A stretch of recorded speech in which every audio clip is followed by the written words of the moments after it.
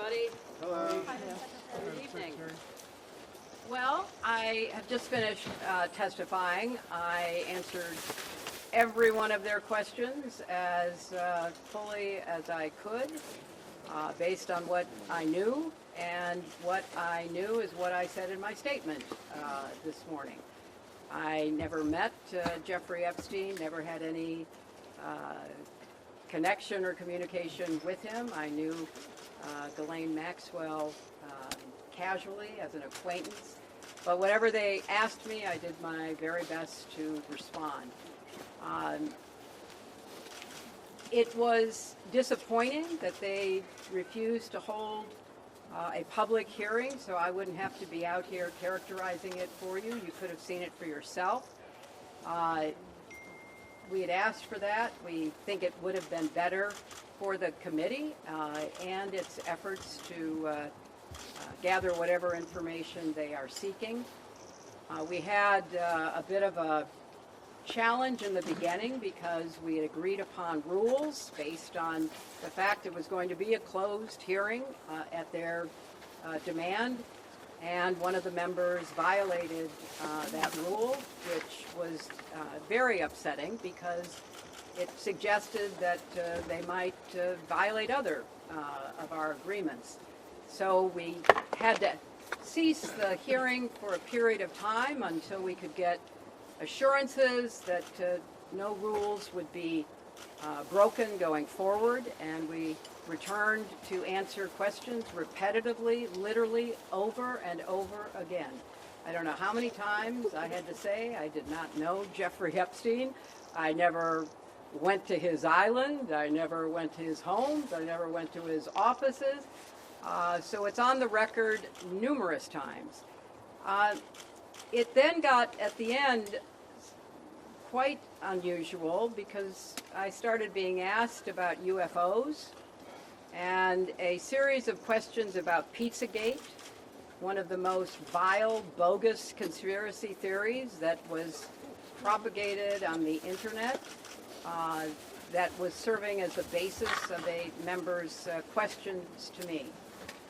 So I can only say that the best exchange that I had came at the very end, when, contrary to every other deposition they have taken, no Republican member asked any questions about Jeffrey Epstein or Ghislaine Maxwell to anyone else they have deposed. And in fact, the Republican members didn't even show up for the deposition of Les Wexner. And when I said that, I had to point out that the only questions that any Republican member asked of any of the people they deposed was of former Attorney General Bill Barr, when Chairman Comer asked him about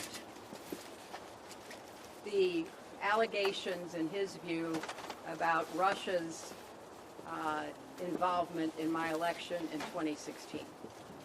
So at the very end of this hearing, after I made that point, I want to commend Chairman Comer for raising a series of significant questions that I responded to about the nature of the investigation and the areas that I thought should be explored. So I appreciated that. I want to see the truth come out. So that was a reassuring way to end a very long, repetitive deposition. Secretary, you spoke in your opening remarks about how heartbroken you have been for the Epstein survivors as these files have come out. Can you talk to us a little bit about how you have processed and reacted to the fact that the former president, your husband, Bill Clinton, is referenced in the Epstein files numerous times, including in some photos featuring women, and how have you been personally preparing for the deposition that is coming tomorrow? And are you 100% confident that there isn't anything that the former president knows about Epstein's crimes?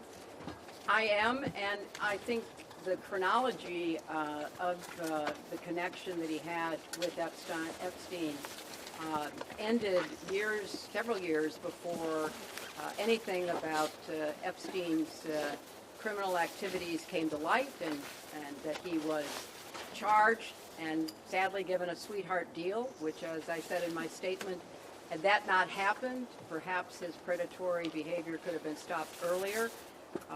But I think it is fair to say that the vast majority of people who had contact with him before his criminal pleas in 2008 were like most people. They did not know what he was doing.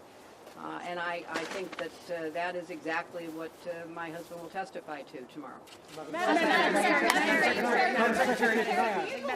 Secretary, do you believe this was a fair hearing, and do you still want to testify publicly, even though you did this deposition? Well, I'm not going to do it again. They had a chance to do it in public, and I wish they had done it in public. And I think they're making the wrong decision, avoiding doing it in public. I thought it was very repetitive. I thought that they asked literally the same questions over and over again, which didn't seem to me to be very productive. And then, as I said, toward the end, there were other questions that were totally off subject. So if they are going to fulfill their responsibilities to literally investigate the investigations, which is what they originally said was the scope of their work, I think they could have spent the day more productively. Madam Secretary, what was your reaction? Madam Secretary. Madam Secretary. Can I ask, why was Colleen Maxwell invited to McLaughlin Chelsea Clinton's wedding in 2010? She'd already been mentioned in a civil lawsuit by Virginia G3 before that. Jeffrey Epstein had already been convicted before that. She came as the +1, the guest of someone who was invited. Madam Secretary, can you tell us your reaction, please, to the photos of your husband in the hot tub in the swimming pool? What message does it say that President Trump was I not don't called to know testify? when the video will be out. I don't know when the transcript will be out. We've asked that they be out as quickly as possible, and then you can see. Madam You can Secretary, see what was your everything. reaction to Thank you. your husband's President Trump photos was in the called. hot tub? We heard from Bill Gates concern